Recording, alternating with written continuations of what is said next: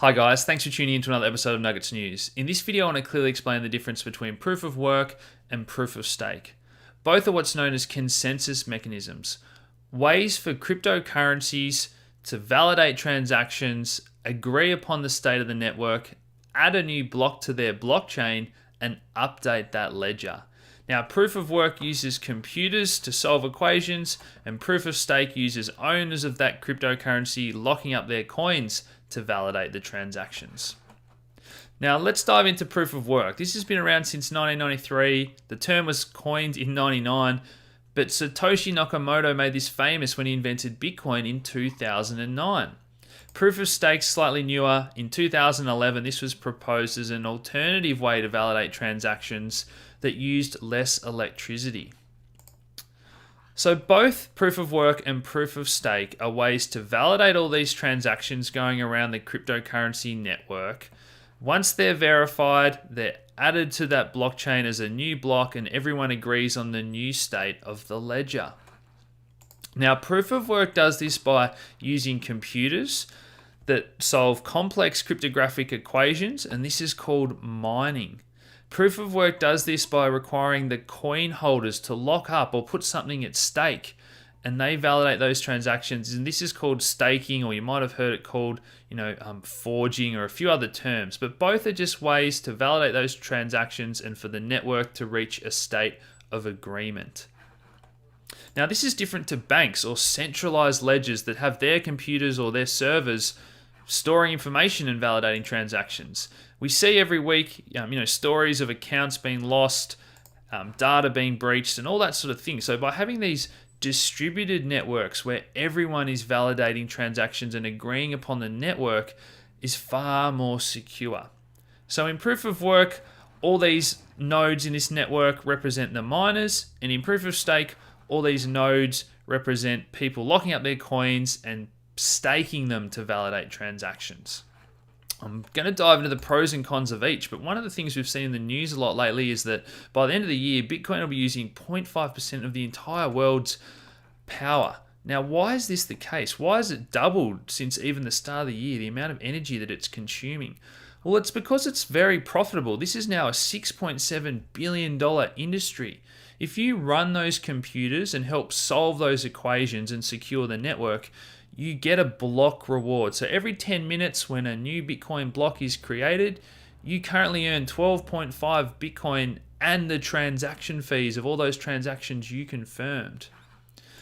Now, I've been in Bitcoin since 2012, and back then you could mine cryptocurrency or validate those transactions with a simple laptop computer. But as Bitcoin grew in value, more people wanted to mine Bitcoin and earn Bitcoin. So it became harder and harder, those equations, because the difficulty adjusts so that those equations are solved on average every 10 minutes. So as more and more computers come on board, the algorithm automatically adjusts and becomes more difficult. As we see here, it's grown exponentially. Now, that's because you used to be able to solve those equations with just a laptop CPU. Then we had all these high power graphics cards trying to mine Bitcoin. And now you might have heard the term ASIC, so application specific integrated circuit. And all that means is that these computers are built for one thing and one thing only, and that's solving the Bitcoin algorithm, solving those equations, earning Bitcoin. So now we have these mining farms, and their entire job is just to try and solve those transactions. But obviously, if you don't win, if you don't solve that transaction, that electricity basically goes to waste. So that's one of the arguments that we're seeing against Bitcoin in the news lately. The next thing I want to talk about is the distribution and the risk of 51% attacks, because people like to join mining pools.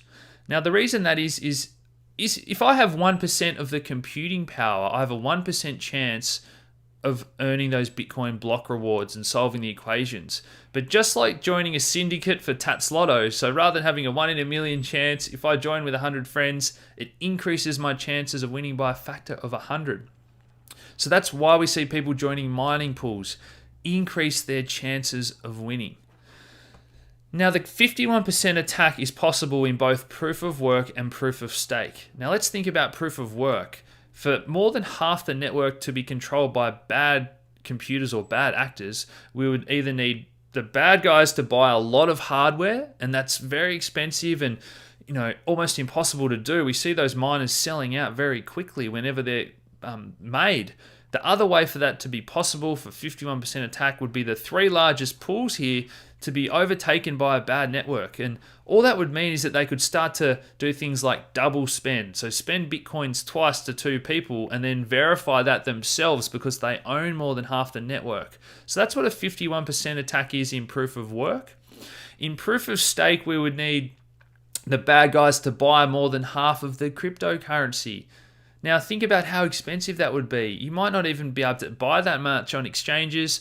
Owners of the coins might have that in their wallet. As they start to buy it, it pushes up price, and that is really exponentially more difficult to buy 51% and attack a cryptocurrency versus the other proof of work 51% attack. Both are unlikely, but we just have to be aware of how both of those work. Now, the next argument is obviously energy consumption. So proof of stake, where we simply have coins locked up in our wallet and we're connected to the internet, that's obviously a lot easier to run and uses less electricity than mining all these supercomputers.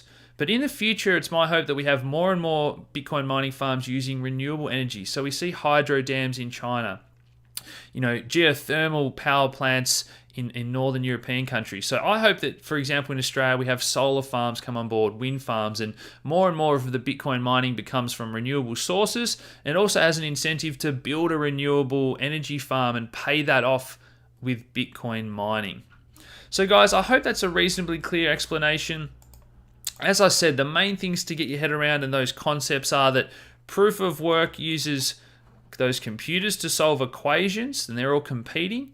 And proof of stake uses owners of those coins. Now, the last argument to this is that the computers don't really have any incentive other than earning money. They might not even really care about Bitcoin. If another coin comes along that's profitable to mine, maybe they'll all switch over and start mining it. Maybe not. It's up for debate.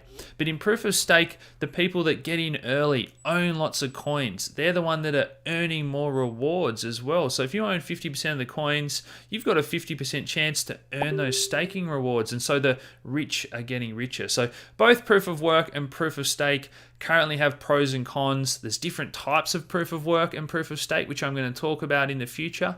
But this is all up for debate at the moment. This really is the current state of the argument and few of the issues surrounding both of the consensus mechanisms. I hope you've enjoyed that presentation. Please hit that like button, subscribe if you haven't already, share these videos around, and as always, thanks for tuning in, guys. Cheers.